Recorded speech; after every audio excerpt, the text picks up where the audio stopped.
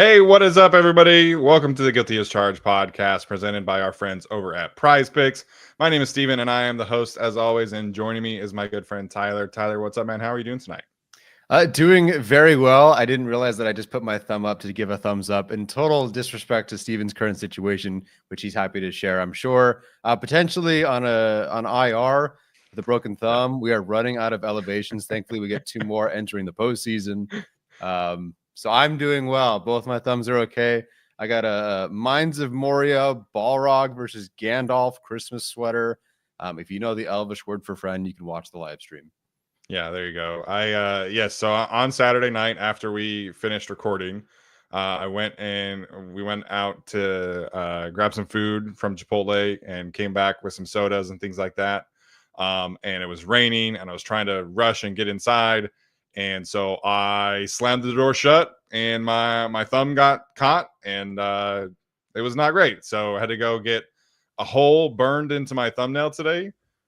Because there was so much blood and pressure in my thumbnail from it getting slammed in the door.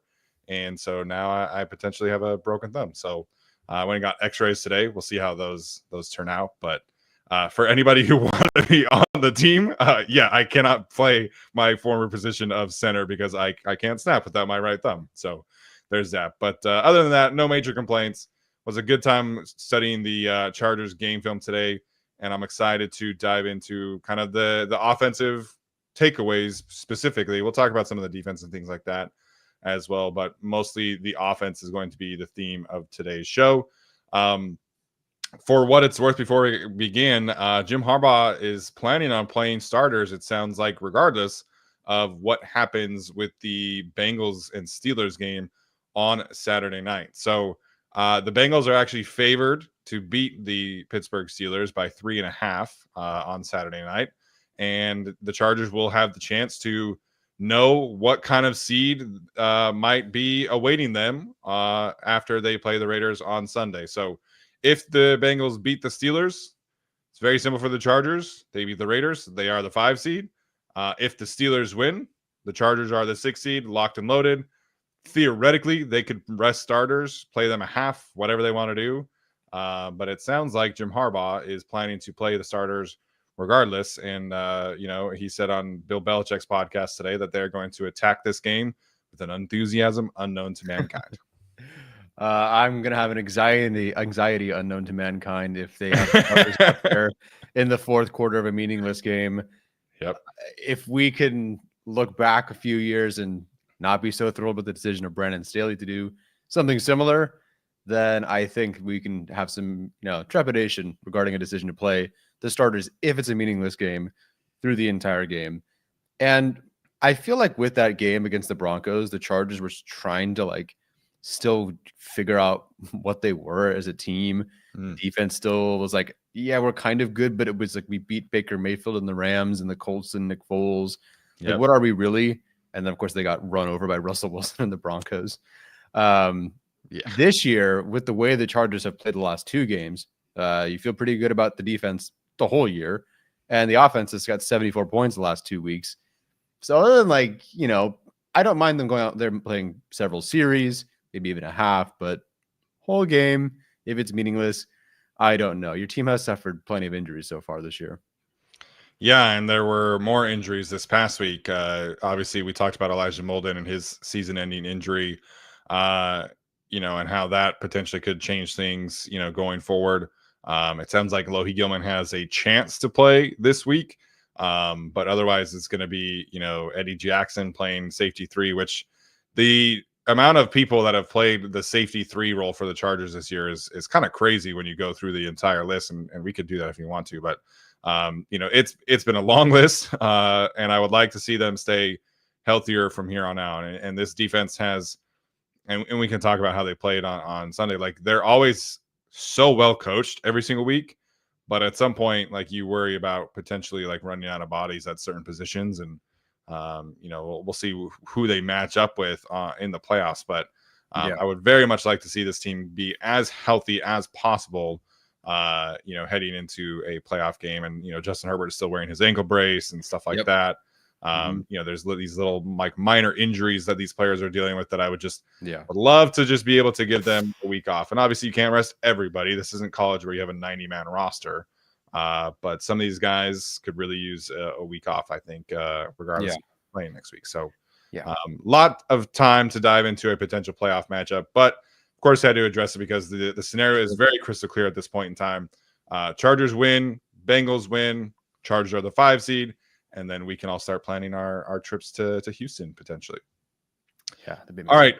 Let's get into this offensive performance. So we can talk about some of the numbers here, but we are going to talk mostly about what we saw on film. But from a numbers perspective, it is worth pointing out that we were very critical of the Chargers offense and Greg Roman a few weeks ago because at that point in time, the Chargers across the stretch from weeks 13 to 15 were 30th in EPA per play and 31st in success rate. It was not very pretty. But over the last 2 weeks against the Broncos and the Patriots, the Chargers offense is 2nd in EPA per play and 5th in success rate. They obviously scored 40 points this past week, 34 points against the Broncos. So we wanted to kind of dive into maybe what are some of the reasons why this offense has kind of started to find its footing.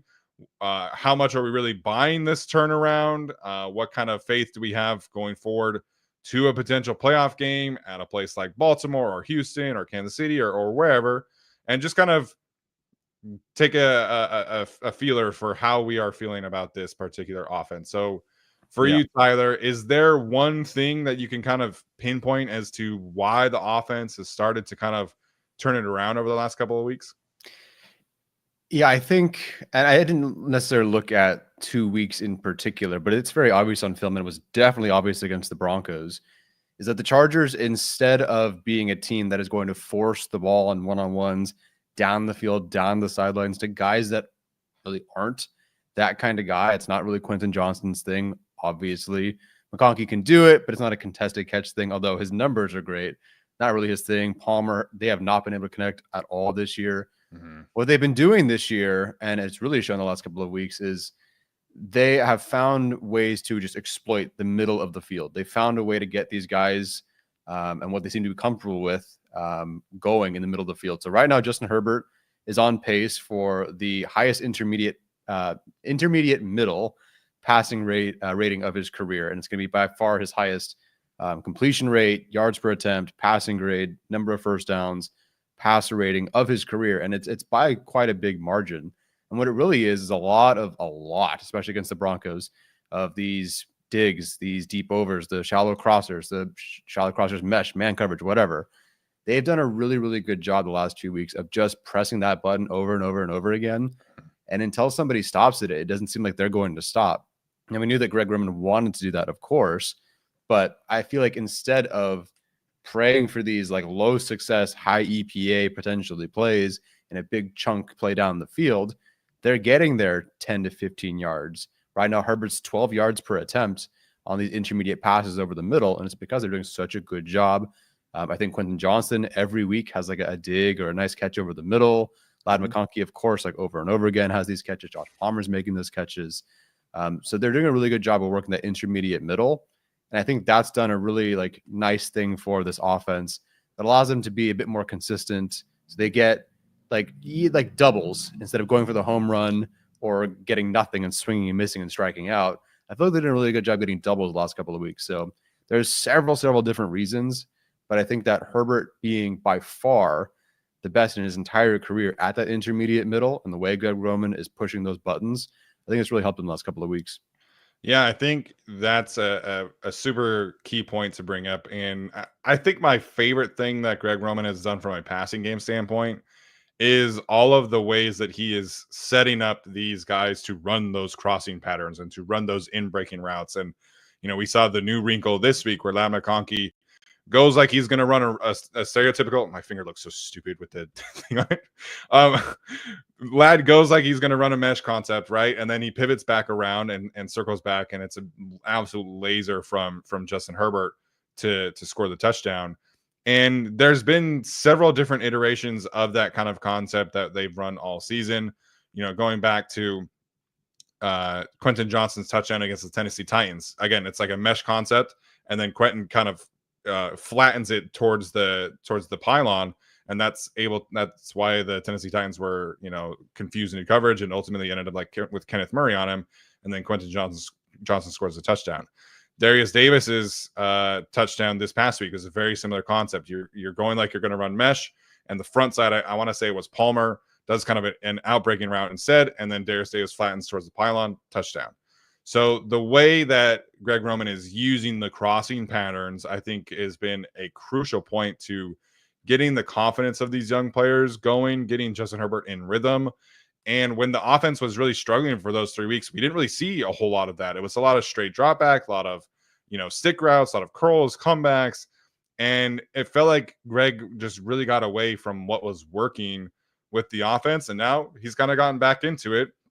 And then the other key thing that I would bring up is that the play action percentage has increased from around 30% to 38%, which 8% doesn't seem like a huge difference, but that's 3 or 4 play action attempts a game for Justin Herbert, who is arguably the best play action quarterback in the league right now. From an EPA standpoint, I think he's second, and from a grade standpoint, I think he's third. So he's right up there, neck and neck with the best quarterbacks in play action percentage. So we were really frustrated with the way that Greg was trying to kind of, square peg round hole some of these players. And now he's kind of got back to what was working for them previously. And then he's also kind of cranking up that play action dial, and it's leading to a very comfortable in rhythm Justin Herbert right now. Yeah. Obviously the health of all these players helps tremendously. Of course, McConkey's healthy, Herbert's healthy, the line is healthy, and everything kind of gels. But yeah, so what they've been doing the last couple of weeks has been nice. And when we talk about all these things, of course, then there's just throwing a screen to McConkey, or a flat route to Darius Davis, or a screen to Quentin Johnston, letting these guys get some yak, just mixing that up too. It's been great. I feel like there was 1 or 2 times where maybe the pass rush was maybe starting to get there a bit more. Maybe the Patriots starting to heat things up. So they said, okay, let's throw some things to the flats. Let's throw some screens, whatever. I think maybe they just backed off a little bit and then continued to push the rest of the way. So really good ebb and flow there. Really, it's while I do think Greg Roman is changing some things and pushing all the right buttons, to be completely honest, like overall, the offense is also just executing better. Like this offensive line is executing. These guys are catching the football. They're getting more after the catch. They're running harder for a first down. I think that's just been bigger too. So, watching the film today and then last week as well, it's not like all the Greg Roman isms are basically there. I'd say 80 to 90% of what we've been seeing is mostly there. There's just been some tweaks, but it's the coaching staff that is, and the players obviously that are executing. That's making a big difference. Yeah, I think that's a really good point to bring up. And also the Stone Smart emergence, I think, is really, really important for this team. His catch over the middle was fantastic. I didn't realize, like, the broadcast angle, you only see so much, right? But on the all 22, like, he routed up Kyle Duggar, who's a really, really good safety and has a strong track record of covering tight ends, and then he makes a great catch over the middle. So that's helped. Hassan Haskins, I thought, was really, really good on Sunday. Made some great catches, had a couple really good reps in pass protection, a couple really good runs as well. And those kind of little contributions have been happening all season long on defense. They have not really been happening on offense up until the past couple of weeks. Like early on in the season, if Ladd wasn't working, if JK wasn't working, it was really difficult for this offense to move the football. Now you're getting those little contributions from the role players, and now Darius Davis is kind of becoming a factor, particularly in the red zone. And so it just kind of feels like Greg Roman is in much more of a comfort zone. It feels like Justin is in much more of a comfort zone, and that's leading to some of these little other breakout performances that we've seen over the past couple of weeks. And then you combine with, like, the offensive line is starting to figure things out, and Quentin's starting to get back to who he was early in the season. And I don't know, man. Like, we were feeling horrible about this offense like 3 weeks ago against the Buccaneers, but last couple of weeks have been really, like, really good to watch on tape. The numbers are fantastic, and it's really hard for me to kind of, not put a ton of stock in this two game resurgence, because it looks great from a film perspective. It looks great from a numbers perspective, and right now Justin Herbert is back to being fun loving Justin Herbert, and he's playing great football. Yeah, if it were the Patriots and I don't know, let's say the Falcons, which of course they struggled against the last couple of weeks, I don't know how much you're buying this. I would have the same kind of hesitation that I did with the Chargers defense in 2022, where it's like, yeah, the numbers look good, but who are they playing? The Broncos, even after the Chargers played them, and even after this past week where they didn't do so hot, they're still second in defensive EPA. So that was a good defense on a short week that they were able to figure out and score 34 points on. So definitely no joke there. Darius Davis, people are already mentioning him in the chat. Okay, so there was a random comment mid-game about Darius Davis's like snap counts and how he's like they're putting him on the field more, like significantly more, and he's getting significantly more targets or he's getting significantly more a higher percent of snaps on the field. And I went to look at like the splits between like what he was first-ish, half-ish of the season and the second half, and weeks 1 through 10. He played 7.57% of the snaps. Since in week 11 through now, he's played 10.29% of the snaps. Sorry, 11.85% of the snaps, and then 16.7% of the snaps. Anyway, it's not a huge difference in terms of how much he's on the field. So I think people are thinking like, oh, like they're finally putting Darius Davis on the field more. Outside of the game where McConkey was hurt and he literally had to be on the field more, they're not really like playing him more. The difference, and what we've seen obviously the last few weeks, is that he's getting receptions versus rushes. The first half of the season, plenty of rushing attempts. He had 10 rushing attempts the first half of the season. Now he's only had 5 rushing attempts, but the difference is he's got 10 receptions versus 2 in the first half. And these catches, you know, yes, there's the scramble play, which is awesome, but you mentioned the touchdown. Even just the short stuff to the flats. And he had one where Haskins was leading the way. Darius Davis checks it kind of checks it down to him, gets maybe 4 yards, but it's just a little extension of your run game. It's getting stuff going. I really think it's, you know, Darius Davis is what they've been able to do with him, shifting him from like maybe let's just, you know, pitch it to him once or have him hand it off once or a jet sweep. I almost feel like they've kind of gotten rid of the jet sweeps that just started to not work after a while. Instead, they're finding ways for Darius Davis to do stuff in the flats or deep. And I think it's helped this offense a lot. Yeah, he's not really like a jet sweep guy, and I'm glad that they've kind of, you know, shifted away from that. But, you know, he needs kind of a runway to make people miss. He's not an instantly like, you know, jitterbug kind of player, in my opinion. The flat stuff has been good, but the vertical stuff has been like the main reason why we're seeing an increase in production. Obviously, the 2 touchdowns back-to-back weeks. Last week when I guess 2 weeks now, when he scored against the Broncos, that was a scramble drill. It wasn't a designed vertical route concept. Like he pivoted that once he saw Justin Herbert made that start to scramble, and then that was a great play by Darius. Right, he made a good catch. Justin made a great throw. This week, like I think we saw for the first time where he was really starting to get some vertical route opportunities. But most of those outside of the touchdown came when Joshua Palmer was injured. So yes, I do think he is going to play more often going forward because Joshua Palmer is now not playing. Justin Herbert and DJ Chark could not be further away from on the same page. Lord. Like they are not in sync at all, like remotely even close. So I would expect to see Darius Davis out there more often. I would expect Ladd gets a little bit more opportunities at the Z, and you can kind of move those players around a bit. Mm-hmm. It's the wide receiver room, man, is shrinking. Thankfully, it sounds like Simi Foko is pretty close to returning, and you know, I would kind of expect him to play over Chark once he does return. Yeah. So hopefully Palmer's injury is nothing serious, but Darius is playing more snaps, but it's not like a significant change, but we'll see what happens this upcoming week. So that, again, these little contributions that were not happening in the season are all happening now. And it's, you know, really helping this offense that some of these other guys have stepped up. And then obviously Justin and Greg are you know, kind of operating at a really high level. A lot of questions in the chat already about this. And there was a super chat from Jose. O-line was much better without Trey. So I do want to talk about the Jamari Sawyer aspect of this. He tweeted some clips and things like that. But what did you make of his performance versus what we've seen from Trey Pipkins so far this season? It was consistent and it was level. Now, it is a little unfair to look at this one game against the Patriots and compare that to the previous weeks where it's Chris Jones and Simmons and these guys. It is a very different opponent across from Jamari Sawyer on Sunday or Saturday, excuse me.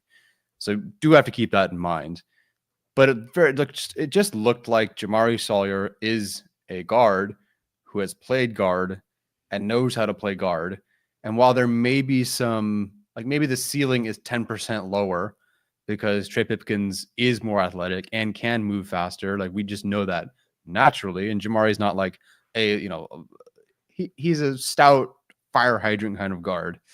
So maybe there's a ceiling difference there, but the floor, it just felt so evident on film that he's a guard and he looked very comfortable doing it. And I think in the run game, I was honestly surprised at how little they deviated away from asking the right guard to move. I'm sure Trey's pulled more, but Jamari was pulling and he was out in space and he was lead blocking and he actually looked pretty good on those too. Like he was climbing maybe better than I thought he could, to be completely honest. Pass pro looked pretty solid. Wasn't perfect, but it was consistent and it was good. And I just think the Chargers need that right now versus, hey, maybe Trey might have a better game, but he's also more likely to have far worse games. And we've seen those like 5-6 pressures, 1 sack, 2 sack performances this season. And I think right now, Jamari he has to be that guy moving forward. I don't think you can go back to Trey based on the way Jamari played, but you definitely want to see one more game. Like I think regardless of if we're playing starters or not next week, Jamari's got to start at right guard next week. And if he plays well, plays solid, he's your guy in the postseason. But I just don't think you can go back to Trey after what we've seen. Yeah, so for Jamari's credit, he's started the 2 games, obviously, against the Titans and the Patriots, and he's allowed the 1 pressure in those 2 games. He did also start week 4 against the Chiefs at left tackle, the 2 pressures in that game. But when he's been starting, he's played pretty well so far this season for the Chargers. And I think, pass protection is not really I think that's his biggest weakness at this point. He had a couple issues from a leverage standpoint in pass protection, but from a run blocking standpoint, I thought he was really consistent. I thought he was really a bit more physical as well, just gotten a little bit more movement than Trey does, which again, that makes sense. That's who Jamari always has been, and that's not really who Trey has been in his career. So I do agree that Jamari is a better run blocker. I went and looked at the numbers to see what kind of rushing success rate the Chargers have had all season and like what kind of their best performances have been. And for what it's worth, their most successful rushing performance is against the Carolina Panthers back in week 2, which like no real surprise. But Jamari came in for Trey against the Broncos, and then he's started the 2 other games. And the 3 games where Jamari has played a prominent role are their 3 best rushing success rate games. So that's week 6 against the Broncos, week 10 against the Titans, and then this past week against the New England Patriots are 3 of their 4 best rushing success rate performances. So it felt like there was a little bit more connective tissue between the 3 interior guys when he's been in there. The pass rushing or the pass protection standpoint has been, I think, about the same, honestly. But to me, the biggest difference is the run game, and the run game was a little bit more consistent. It was a little bit more, fire off the ball. And then, like you mentioned, Jamari had some good key blocks out on the perimeter as well. Yeah. So I can't. I gotta pause for a moment here. Sam Kim is hopefully you're not Asian. Probably more concerns. What is the evidence that Roman's offense is surging? Is it just clickbait? Well, they have scored 74 points the last 2 weeks. If you missed it, so I think they are surging. Anyway, Jamari has looked pretty good. And all the things you said. Sorry, I was reading the chat a little bit there. No, you're good. To Sam's question, yes, we did define how they have surged earlier in the episode. So you're welcome to go back and rewind it. I don't know how you can be confused by that kind of question when we all watched the offense not score a single touchdown against the Atlanta Falcons and Justin Herbert was sacked 5 times. And then they were atrocious in the first half against the Kansas City Chiefs. So I don't know what the confusion is. Are we watching the same team? Because if so, then I feel like we would all agree that the offense has, in fact, surged over the last couple of weeks. Sometimes they run it, sometimes they throw it. They've been gooder there. They've been gooder and more funner. Yes, we pulled it down. They have pulled it down. So looking forward here, Tyler, the Ravens defense is not necessarily fantastic. They've started to kind of improve a bit. The Houston Texans are a fantastic defense, led, of course, by their edge rushers. So has the past two games changed how you feel about how the offense could perform in a potential playoff game? Yeah, it has to. I have to feel at least better after the last couple of weeks because they are, surging, whatever that apparently means. The line is really what it is. I don't recall how they were against the Ravens, but the offensive line in general has really settled down. Yeah. And if Jamari that's the kind of performance you're getting over into the postseason in week 18 into the postseason, like I'm feeling pretty good. Like Slater, we know they're great.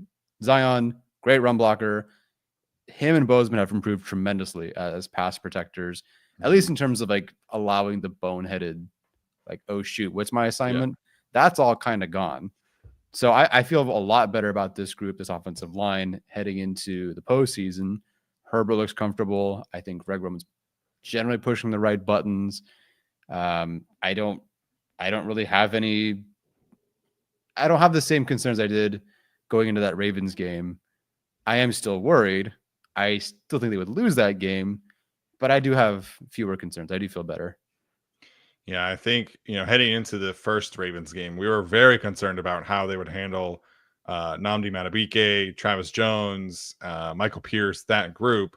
Mm-hmm. And they actually played pretty well in that game. I think that game is kind of where the offensive line really started to kind of gel and figure some things out from an interior perspective. I think Zion Johnson's playing some good football right now, man. I think he's played really well about the last month of the season.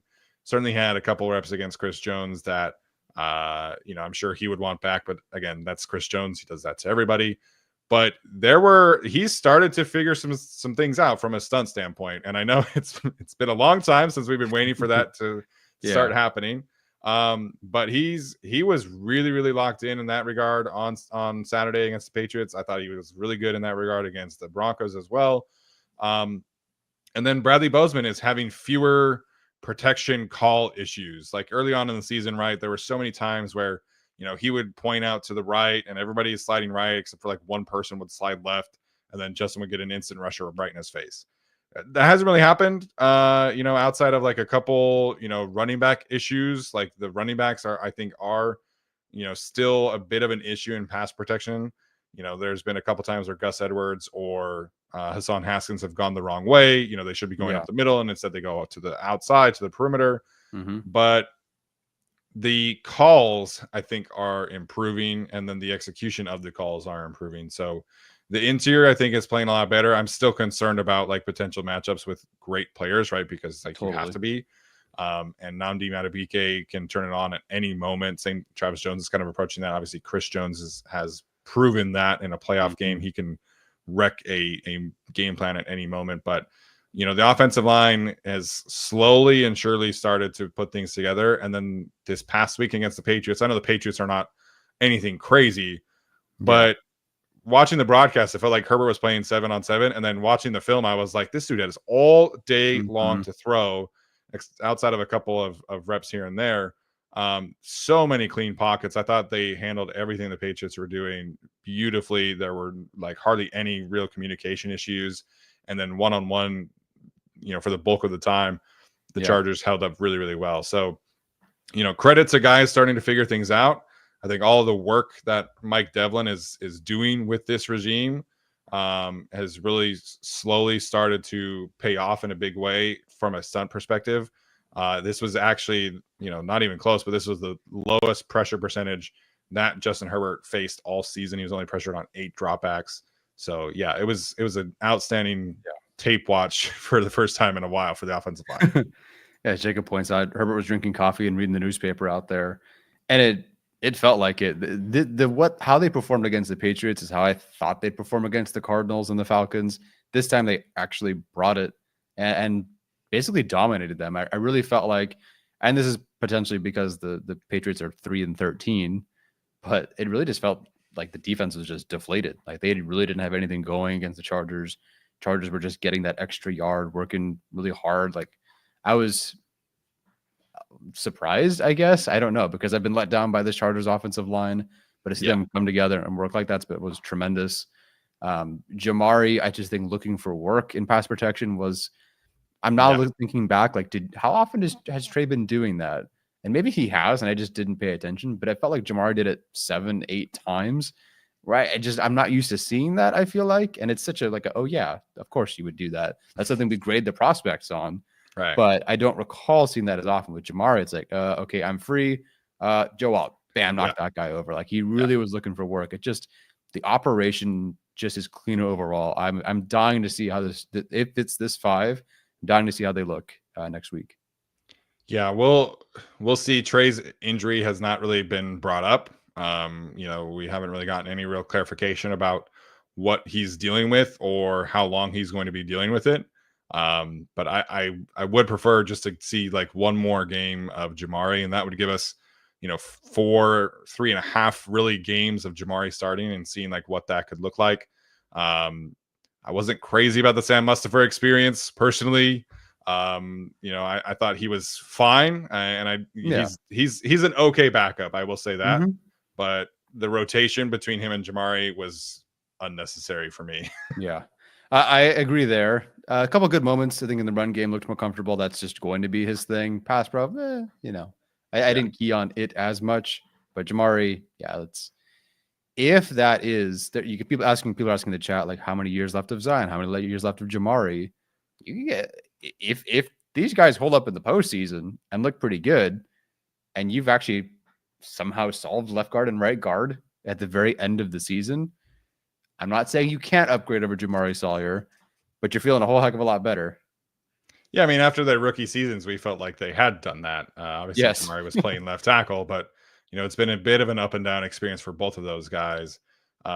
Zion, and we'll definitely address this in the offseason, but Zion is eligible to have a 5th-year option picked up. Financially speaking, that would be tough to justify because I think that's like $16 million, $17 million for a 5th-year option for a first-round guard, which, I don't know if I want to do that as much as I think he's improving.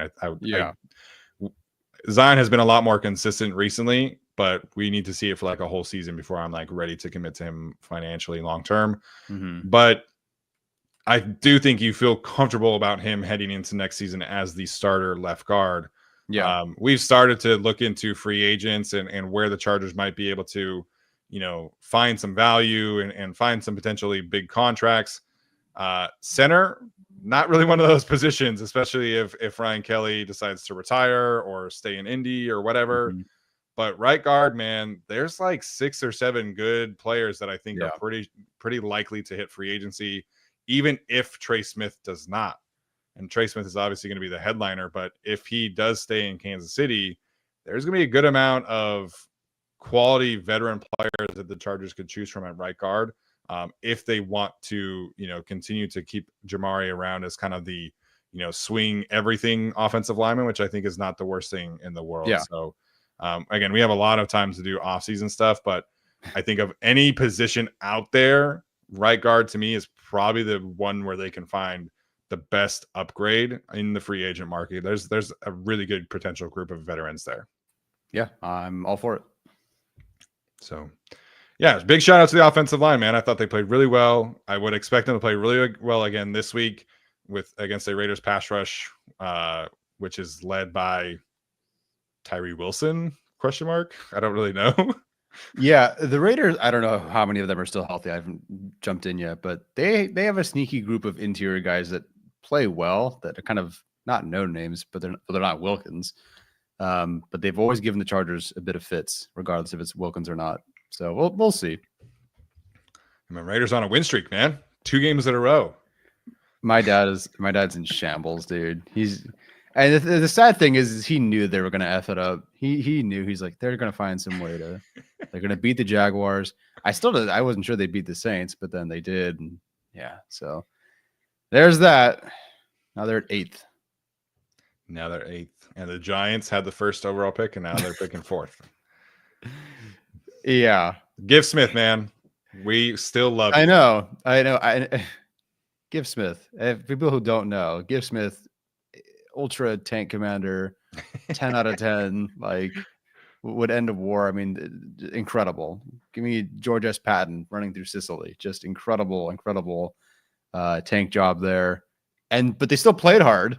Yeah. The entire time. Yep. Still they almost won every game that he coached.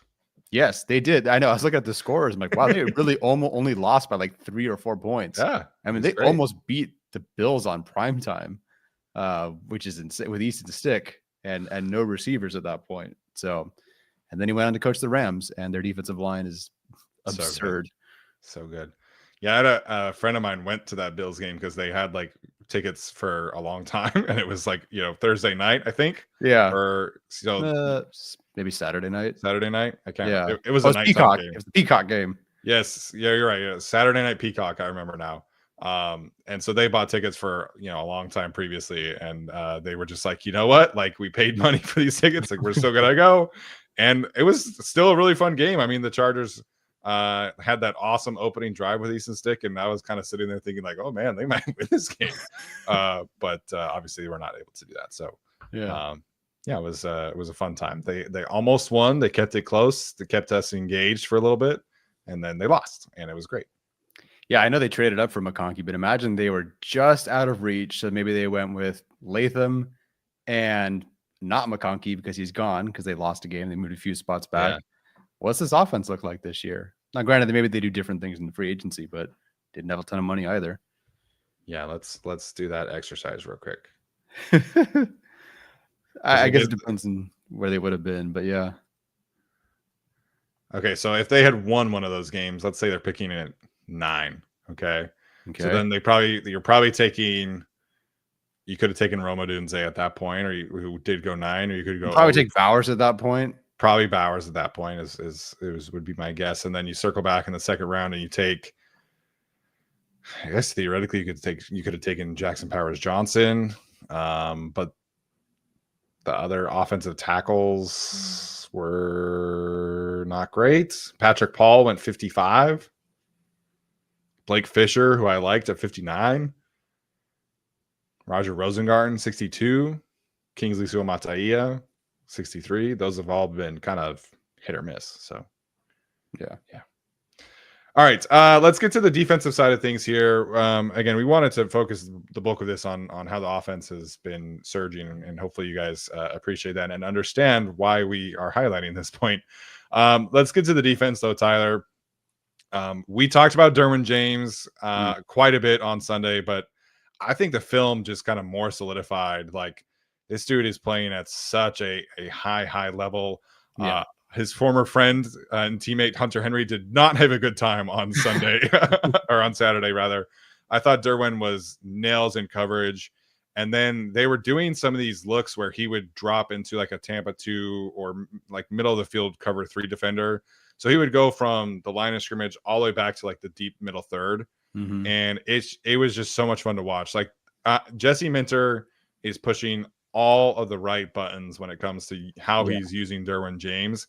And you can tell like Derwin is just so much more energized than what we saw at the end of the Brandon Staley era. And I think it's just been a fantastic thing to see. And he stuck with it, even though Elijah Molden got injured, playing Eddie Jackson and Tony Jefferson at deep safety behind him. And so I think you just feel really, really good about the way that Jesse Minter is pushing that Derwin James button, man. And then he's making plays all over the field. Yeah, so the pass rush is the obvious thing, and those were incredible. Honestly, better on film than I thought live. Because live, it's like, okay, Drake Mayer's an idiot, you took the sack. But then you watch Derwin, he was just faster, and I think scarier than what Drake May kind of expected.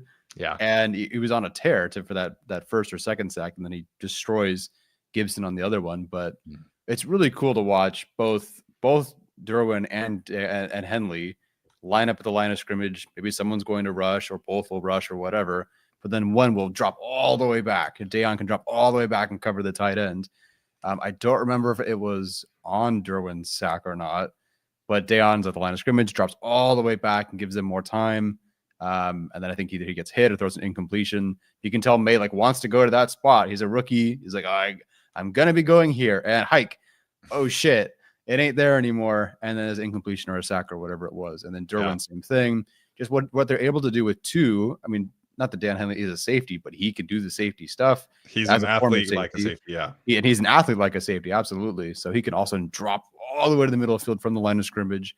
It's fun watching that chess match. And for it, the Chargers have the most sacks they've ever had in the PFF era in charting blitz sacks, I should say. So linebackers, corners, safeties, they've got 13 sacks on the season with a game to go, and they play the Raiders next week. So they might be able to add to that total in terms of blitzing, but they're just so effective, so dangerous. And Derwin, and Daniel Popper thankfully did this morning. I had to go find a couple other plays too, but he's annihilating running backs right now. Yeah. It's like a weekly thing. Like Poona Ford destroys screens, and Derwin James destroys running backs. It's incredible. Yeah. To your point, in the 3 years that Brandon Staley was the calling plays, Derwin James blitzed 99 times. This season for Jesse Minter in 15 games, because he had the 1 game suspension, he has blitzed 70 times already. So he's almost matched the whole 3-year tenure from the Brandon Staley era. So shocker, you send a great blitzing safety on more blitzes, and it turns out in things like this. The first sack where Derwin James chased down Drake May, the design of it was just disgusting from Jesse Minter. So everybody was up at the line. He's showing cover 1. And then he takes Jasir Taylor from the slot, drops him back to play that side of the cover 2. And then he drops Troy Dye and Joey Bosa from the front side into the hook defending areas. And then all of the other 5 players who are rushing from the left side of the offense. So you have essentially 3 blockers against 5 Chargers rushers who are rushing from that side. And so you get Derwin James completely unblocked, and then he makes a great sack on Drake May. And it was like Jesse Minter again. He's just calling things at the right times. These third down blitzes are fantastic. It's getting to the point right now where, if they're playing a Burrow Mahomes, like I probably will feel different, right? But if they're playing a average to below average, I fully expect them to get off the field on third downs. The way that Jesse Minter calls things and pushes the buttons at the right times is just, it's beautiful to watch. They're always in the right positions. It doesn't really matter who's playing in the secondary. But Derwin is obviously the focal point of that, because he can do so many different things and play, man coverage in the slot. He can play the deep middle third. He can play cover 2. He can play in the box. He can play the hook, everything, blitz, obviously. And so it's just been a real treat to watch. I will say after that, I think Tarheeb still is really, really coming into his own. We've seen obviously the highs of the playmaking potential there. But I thought he was, glued to whoever receiver he was playing on Saturday in the tape. So he's really playing well. I thought Fulton played really well. And there's going to be an interesting conversation to be had when it comes to how do the Chargers want to proceed with the secondary, because I think Fulton and Still, like that combination, is playing some good football right now. Yeah, I agree. I didn't love the defensive pass interference call on Fulton. It just felt like very minimal. Hart's I got. He was there pretty early. Yeah. But Fulton, I think outside of the random time a game he does that, which is unfortunate, he's been playing really good football. He understands everything underneath. He doesn't really let things go over his head. He almost had a great interception. Went right through his fingers, just kind of on a bit of an overthrow, I guess. Yeah. But he's tackling well underneath. I really do like him at outside corner in this system right now. I understand the reservations. If there's a great corner there in the first round, I get why you'd take one. But Tarheeb Still, he's one of your starters unless you kick him inside, which is also possible. And I would get why they bring back Fulton. Still also just, again, I need to go watch, I guess, his college film again to find out where the hell I missed all of this. We watch, I think, 3 games or so after the draft to get a feel, and watch the Michigan games. And I just didn't see this. I mean, he's occasionally like trailing a defender. He's even some off coverage, or not defender, excuse me, a wide receiver, and he's playing off coverage or whatever. And May turns to go throw the football, and suddenly Still's like closing, like he runs a 4.3 40. and just closes in. The gap's so narrow and then it's incomplete, or he breaks up the pass. I don't know if it's just pure instincts. I don't know if what it is, coaching, but he's playing faster than I thought he could. I am extremely wrong about Tarheeb still. That's a good thing. It is a good thing. I mean, we got a lot of things right about this particular draft, but Tarheeb still was definitely one that we both missed. My favorite thing about him, which we haven't really seen a ton of, was his like production as a blitzer, his ability to tackle and play run defense. And we've seen the run defense stuff. He's had some good moments. He's also had some, poor tackling moments as well. But his ability as a tackler was like my favorite thing about him. And now like the ball skills are incredible. The instincts in zone coverage are fantastic. There was a rep where I was really confused at first. I had to go back and rewatch it a couple of times because initially it looked like cover 3. And then I realized it was just Tarheeb still like going from the flat defender in cover 2 to carrying a vertical route because he realized that I want to say it was Eddie Jackson was late to getting to that side of a cover 2 tag. And so Tarheeb still just carried the vertical receiver and then forced an incompletion from Drake May. Drake May overthrew it. And it was like a little moment where I was like, I wonder why this happened. And I had to go back, and you see initially like Tarheeb still is playing the flat, and then he just reacts to what's going on around him, and he forces an incomplete pass, and you don't see it in the box score, right? But he's just really dialing in mentally to these kind of assignments, and it's really popping on tape, in my opinion. So it is going to be very interesting to see how they approach the secondary in general. Obviously, Elijah Molden is injured, but he was playing fantastic. Can you bring him back? What's his contract look like? Kristian Fulton, do you bring him back? Do you kind of maybe try and upgrade? Do you draft somebody? Do you trust Tarheeb still and Cam Hart to go full in and like there are 2 starters? Yeah. But to me, I know people mentioned the penalties about Kristian Fulton, so he does have 9 penalties on the season that have been enforced, which it sounds like a lot, but that's also the same amount of penalties that Trent McDuffie has called against him. Pat Surtain has 11 called against him. Sauce Gardner 11 against him. Terrion Arnold 10. DJ Reed 10. JC Horn 12. Joey Porter 16. So it just kind of sounds like that's kind of the level of penalties that a CB1 on a respective team gets. And is he getting targeted a ton?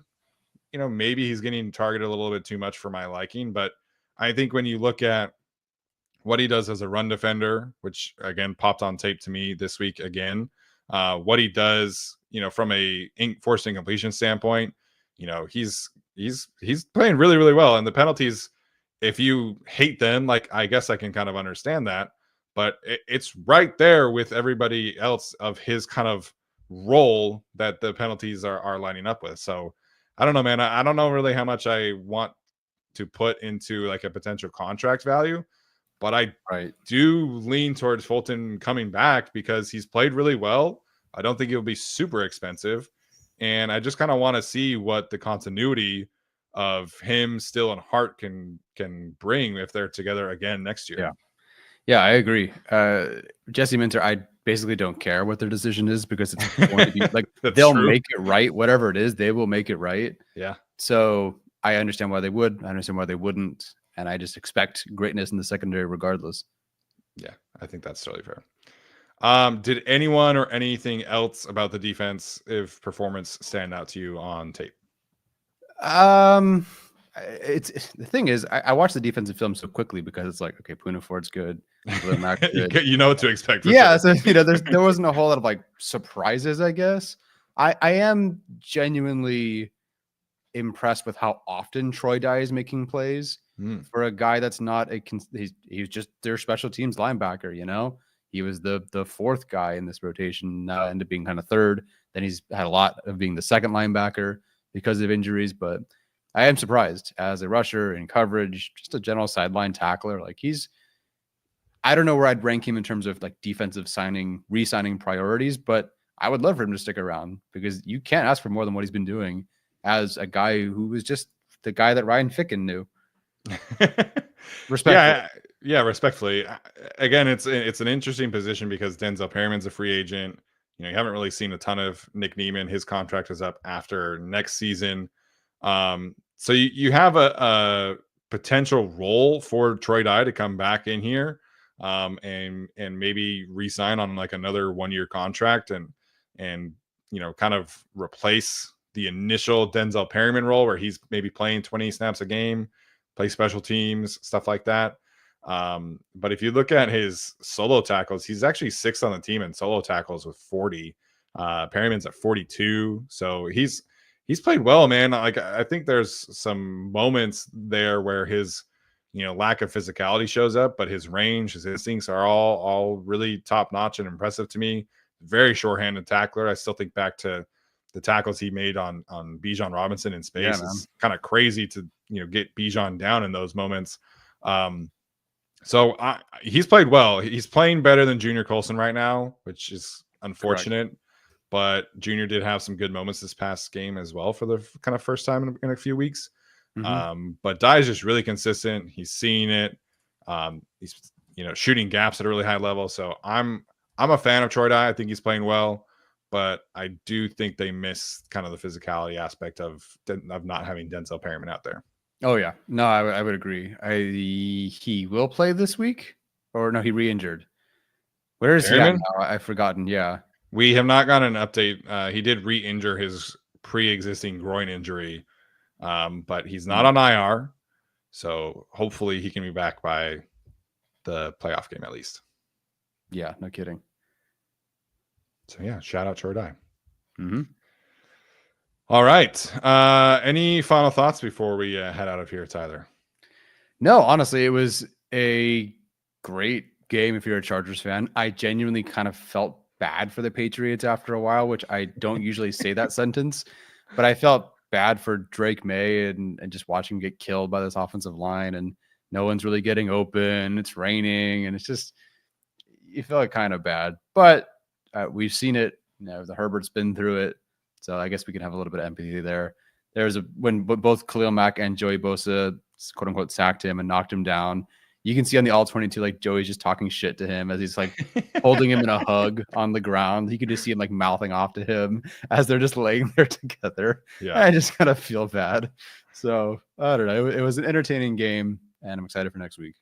It's probably the easiest sack of Khalil Mack's career officially. Neither of the tackles are like. I don't think they even moved. I think they both just like stood up and turned around and were like, what the hell is that? Yeah, and all of a sudden they're running. All of a sudden Gibson's like, and he tries to like throw but yeah, no shot. Khalil Mack, full head of steam, nothing in his way. That running back was no chance. Yeah, I loved hearing the Patriots fans boo their own team. I'm like, you spoiled fans. You have no idea what real struggle is like. I don't know. One last thing, Tara and I are sort of going back and forth in the chat on like now the chat's talking about defensive tackles. Yeah, Derek Harmon from Oregon, love him. He'll probably be there wherever the Chargers are picking, hopefully at 32. And it's just pretty good. Yeah, so sounds like the defensive tackle group is legit. So I'm excited to dive in. I've already found two that I hated that are way too overrated. So we'll see how it actually is. Ooh, but you haven't watched the Michigan guys? Nah, because that's just like, are they interested in the Michigan guys? Yeah. So, and they probably aren't even going to be there anyway. Is there a coaching connection? Yeah. So yeah. I'll get to them last, kind of like Marvin Harrison Jr. It's like, yeah, he's probably good. Yeah. So I'll get there eventually. Yeah. I already know Mason Graham is really, really good and not going to be in the Chargers range, but I did not really watch a ton of Kenneth Grant, his teammate, last year. So I will watch him at some point as well. I love this. I love this time of year because I'm watching Oregon play Boise State, and I'm like, "Hey, that running back's pretty good." Oh yeah, that's who that is. I just don't pay attention during the season, so I'm like, "Oh, that guy's pretty good." Yeah. Oh yeah, and should be fun to see a lot of these prospects get their big stages in the playoff games for the next couple of days. Oh yeah. All right, a couple super chats before we head out. From Dark Samus, he says that Brock Bowers is Vernon Davis 2.0, best comp. What is Vernon Davis's best season? Let's see. Because I think he already broke it. Vernon. I mean, he just broke the reception record for any rookie of any position. And then he broke Mike Ditka's record for yards, which has been up for 45 years or whatever. Yeah, so Davis, granted 16 game seasons, but he's never broken 1,000 yards. His best season was 2009, 965 yards, 13 touchdowns. Only over 900 twice. I don't know, man. I hate to say it, but Brock Bowers, like, he could be the greatest tight end of all time. It sucks to say that, but like he might end up being, and he's young. Obviously, he's very good, and he's doing it with nothing. Yeah, it's wild. Half a season of Gardner Minshew and half a season of Aidan O'Connell. Don't forget some Desmond Ritter in there. Desmond Ritter fired their coordinator. 5 games of Devontae Adams. Yeah, yeah, man. Like the dumbest offseason stuff from this past cycle was people trying to debate if Brock Bowers was worth like a top 5 pick, and like it was very like Bijan Robinson-esque, and it's going to be Ashton Jeanty-esque this year. You draft elite players and you figure it out. Like, do the Lions regret taking Jahmyr Gibbs? Absolutely not. You think the Falcons regret taking Bijan Robinson? No way. The Raiders probably regret taking Bowers because they don't have a quarterback, but at the same time, they just are witnessing the greatest rookie tight end season ever. So ours is pretty good, man. I hate that like we're approaching the twilight years of Travis Kelce, and now we're getting Brock Bowers in the division instead. So super cool. Yeah. AFC West tight ends are gnarly, man. Yes. Appreciate Dark Samus as always. John in here next. I was at Foxborough. So great to see all the powder blue. Yeah, it seemed like there were a ton of fans. I saw the Chargers posted a good video of, like Chargers fans from Connecticut that went down, and some people from like New York went over. So it seems like there was a good amount of Chargers fans there. Obviously, Justin signed some autographs and stuff like that after the game. So it's always good to see the fans show up at away games. And hopefully the Chargers can get the 5 seed. We can all go to Houston together. Oh, that'd be fun, man. Like just do a little bit of a takeover. I think we sort of tried that for the Raiders game week 18. There's maybe like 300 of us, but we were loud and proud. Yeah. And all that kind of stuff. We showed up. I think that game would have been very different had it not also been the game they were honoring John Madden, because then even like all the Bay Area fans went out to like that. Gotcha. Yeah. Zachary wants to know our thoughts on Justin E. Boygby's lack of snaps. So he's played 5 games and has 26 total snaps on the season. So no matter what, it's disappointing. You see most of this rookie class contributing, and then him, especially taken as early as he was compared to some of these other guys, not being even out there is disappointing, because it's not like these defensive tackles are playing pretty well. Obviously, Poona Ford and Tart in particular, but you converted Matlock to, like, you got a player out of the way. Matlock is mostly a fullback. So it's unfortunate that he still can't find time to get on the field. Has it really hurt their defense? No. But I wish we could have seen more, because while we had him as, like, I think a day 3 or maybe late round 3 comp pick selection kind of player, we were hoping for a bit more. Yeah, he was drafted where I thought he should have been drafted, and I liked him a decent amount. But defensive tackle is one of those positions where it just takes you a little while to figure out the physicality jump, and he went from being the most physically gifted player on any defensive line that he was going to go up, or any matchup he was going to go up against. He was likely the most physically gifted player, and now he's going up against these NFL guards and tackles who are NFL guards and tackles. So I think it's taking him a bit to figure that part out. And, just like obviously he's been a healthy scratch for a lot of the games. So, he's behind some good players as well. But what makes it frustrating is, like, there are some 4th round picks who they potentially could have taken who are making like legitimate impacts on other teams. Now there's no guarantee that, those players are impacting the Chargers in the same kind of way, right? Like, I would have loved for them to take a center, right? But that center prospect is not playing ahead of Bradley Bozeman. So it's some give and take in the level of frustration. I still feel like he can bring some value to this team, but he's going to have to go into the offseason and really earn snaps in a way that he was not able to do this year. And, we'll see what happens, how they revamp that room, because I don't really think Morgan Fox will be back. I think Scott Matlock will eventually transition to offense full time. So theoretically, he should have a clearer path to snaps next year than he did this year, and hopefully he's able to have a good offseason and good training camp and all that stuff. Yeah, I hope so too. Yep, definitely don't go look at the interior prospects taking about 5 to 10 spots after him. Or the running back prospects and stuff. Yeah, it's, like Bucky Irving was taking a few picks after him. So, yeah. What did you think Bucky Irving was going to do this year, and how far off were you? I mean, I love Bucky Irving, but I thought Rachaad White was going to be their guy, because that's how it kind of was last year. Yeah. So Bucky Irving getting 1,000 yards, as optimistic as I was about him, was definitely not on my bingo card. I was picturing maybe like 400, 450, a couple hundred yards receiving, and then Rachaad White would be the guy. Yeah. And it's turned out that Bucky is the guy. So, yeah, man, Bucky's a really good player, unfortunately for us who are big fans of his. Yeah, at least he's in the NFC South, like whatever, dude. Yeah, at least he's not doing this on like the Broncos. That would have really pissed me off. Yeah, no, Broncos got Blake Watson, another player I liked, but not as much as Irving. Yeah. And Kamani still, I think, has a positive future ahead of him. Yeah, he's averaged 4.8 yards per carry the last 2 weeks. He's just got 5 touches a game. Yeah. So we'll see what happens next year. Again, a lot of curiosities of how Joe Ortiz is going to handle this roster next year. Running back is another one. JK is a free agent. Gus has been kind of bad. He's not back. So, yeah. Next one here from J29. I think that we missed part of this, but I'm assuming this is about Michael Pittman as a low-key trade candidate that he likes. Yeah, I think he mentioned Pierce later as well. I'll take, look, hello, Colts. You have 4 receivers. One of those guys should be available for trade. Obviously, you're sticking with Pittman. You are sticking with Mitchell, and then one of Downs or Pierce.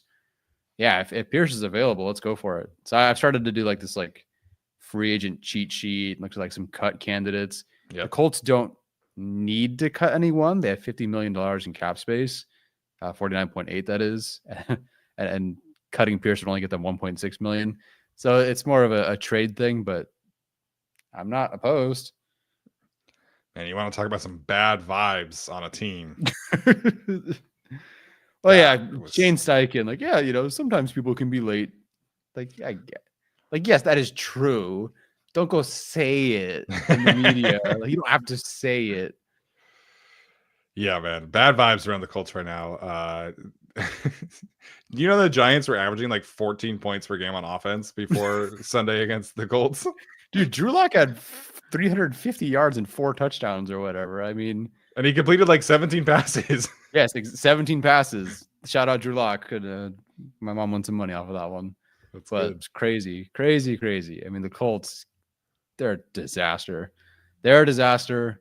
I don't know how we all feel about Steichen now. I don't think it's necessarily all his fault by any means, but rough. Yeah, rough. Jets, also bad vibes, interviewing Rex Ryan and Ron Rivera this week.